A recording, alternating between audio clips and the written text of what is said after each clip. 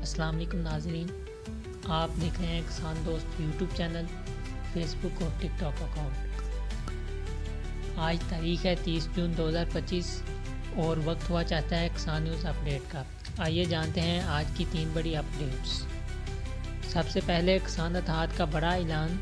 پاکستان کسان اتحاد کے صدر خالد کھوکھر نے پریس کانفرنس کرتے ہوئے اعلان کیا، اگر حکومت نے فصل کی لاگت کے مطابق نرخ مقرر نہ کیے تو آئندہ سال ہم نہ گندم اگائیں گے نہ کپاس۔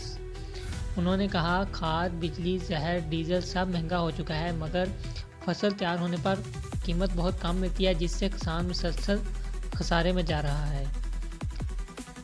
آج کی دوسری بڑی اپڈیٹ یہ ہے کہ لاہور ہائی کورٹ میں گندم کی سرکاری قیمت مقرر نہ ہونے پر کسانوں کی درخواست 2 جولائی کو سماعت کے لیے مقرر کر دی گئی ہے۔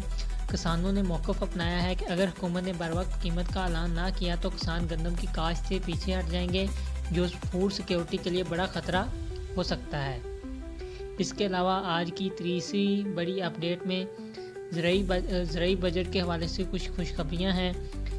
پہلی بار زرعی تحقیق کے لیے 10 ارب روپے مختص کیے گئے ہیں اور رواں سال 5000 سپر سیڈر کسانوں کو دیے جا چکے ہیں۔ اگلے سال مزید 5000 سپر سیڈر فراہم کیے جائیں گے۔